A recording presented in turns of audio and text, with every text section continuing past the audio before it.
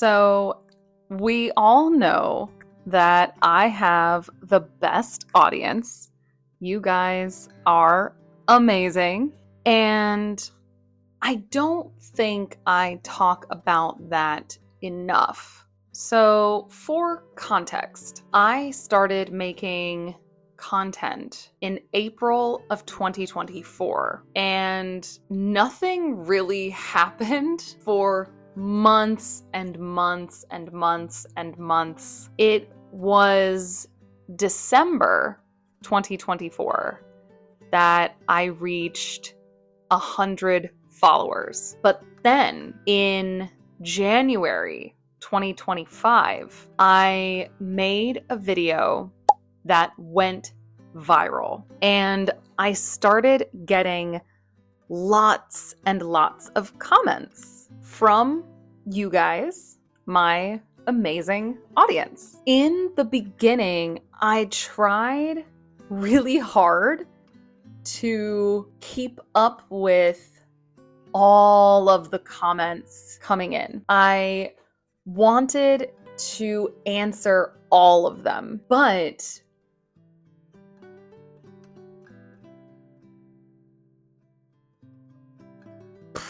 the simple explanation is I didn't have enough time. So I read all of your comments, but I was not able to respond to all of them. I tried to respond to questions or comments about content, things like that, but something I've been thinking about for months is, can I become a creator who answers every comment? Can I do that? Can I create time to do that? The simple answer is no, I cannot create time, but I'm going to try my best. So the first thing I want to do is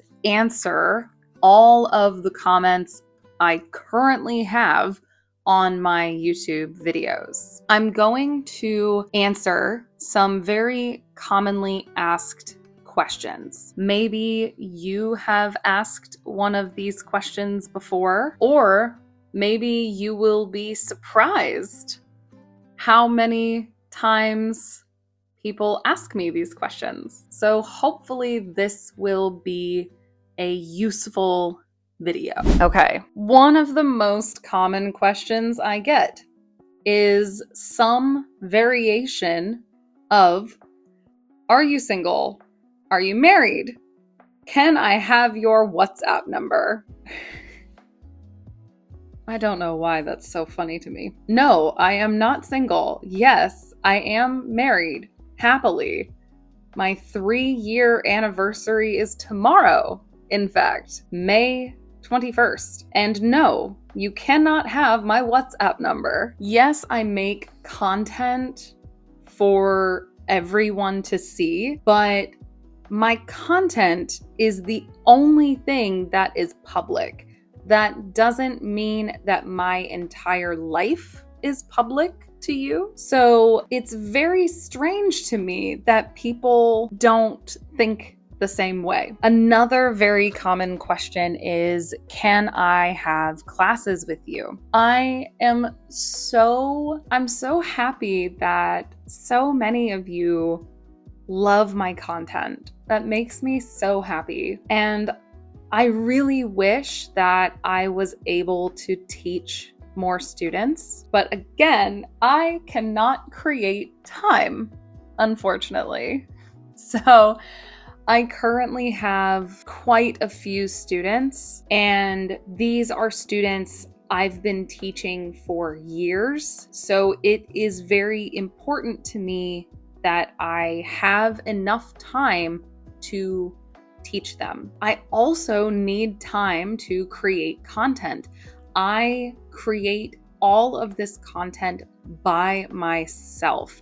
I do not have a team I do not have an editor or a writer or a marketer. I don't have anyone to help me with this work. I do everything myself, and that takes time. So because of all of that, I cannot currently accept new students. However, I do have a wait list you can join if you want. It is available on my website, but I cannot promise that I will be able to accept new students. And I cannot tell you when, but thank you for liking my work, and I will do my best to continue creating content for you. What I will also say is, because so many people have asked about classes,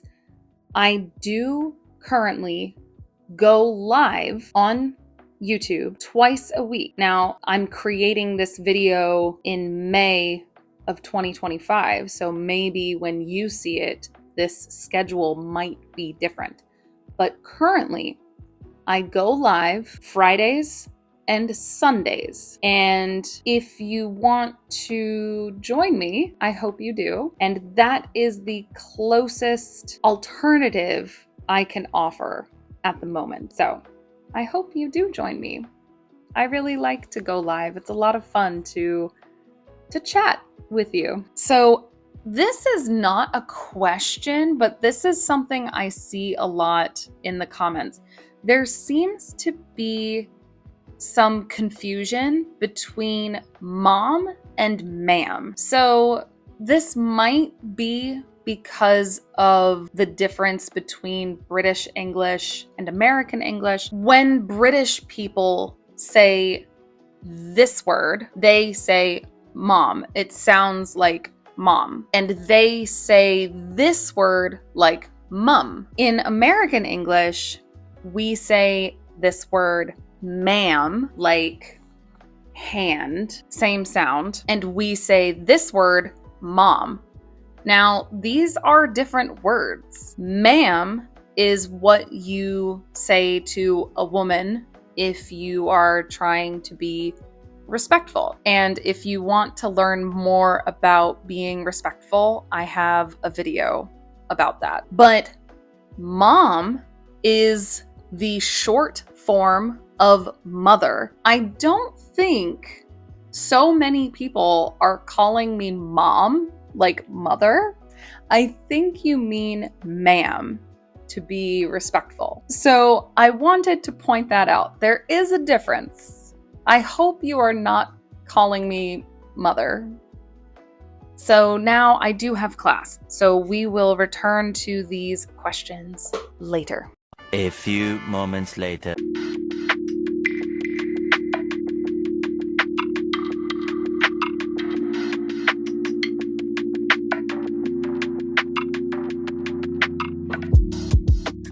Hello again. So it is now Friday, and I have answered over 500 comments in the last few days. I think I am a bit too ambitious, thinking that I can respond to every comment, but ambition is not a bad thing. So I'm going to continue. The 500 comments that I responded to are only from the last month, and there are hundreds and hundreds and hundreds, maybe thousands, that go back to February. But this is my... Get off.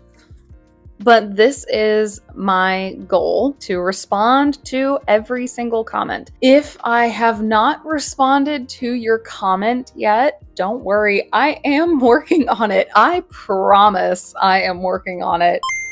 To continue with a few commonly asked questions. questions. There are two more questions that I see the most in the comments section. The first one is reading recommendations. If you are a beginner or about B1, I have two main recommendations for you. The first is a collection of short stories by a man named Ollie Richards. Ollie Richards is a guy from England who is a language learner himself, but he has turned into something of an expert in using reading as a way to learn a language. He has a great YouTube channel, and I discovered him because I was trying to learn French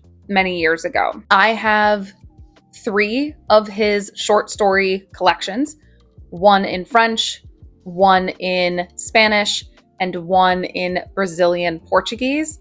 These are really good for upper beginner and lower intermediate. And for several languages, he also has intermediate level collections. I recommend looking for his short story collections in English.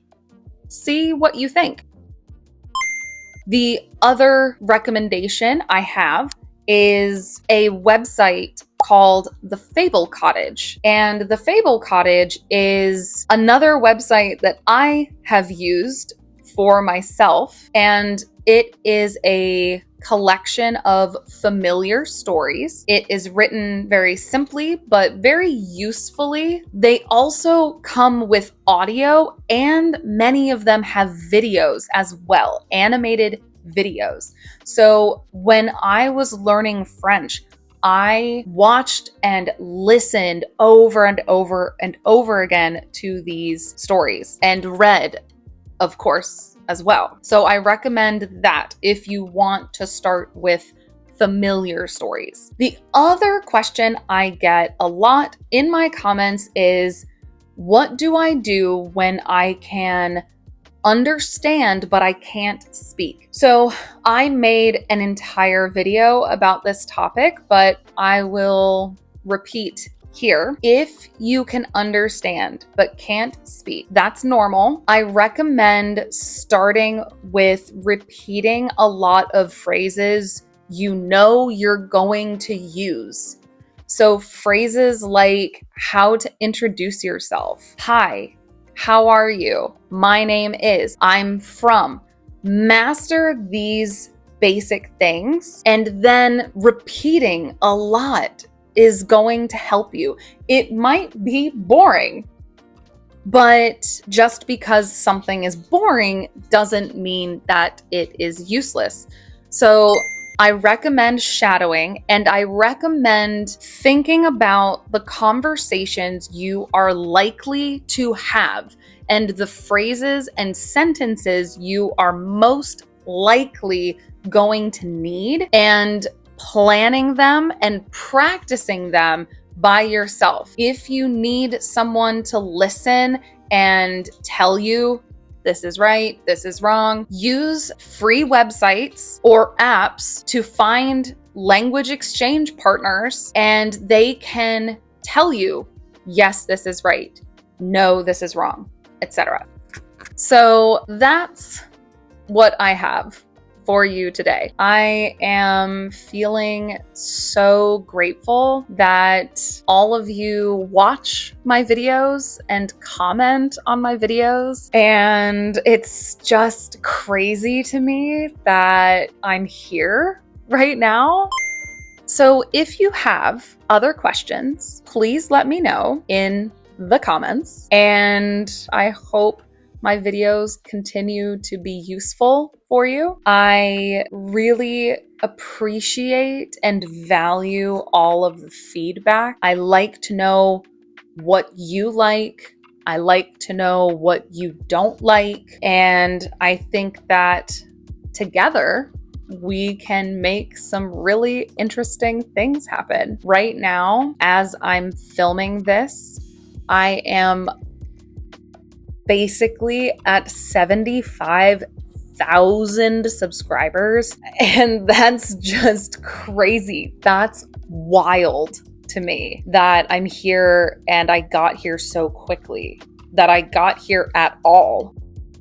It's crazy, but I couldn't have done it without you guys. So thank you, and continue to let me know what you think about things. If you are still here, if you watched to the end, leave me a rose emoji, and that will tell me who my loyal viewers are. I'll see you in the next video. Bye.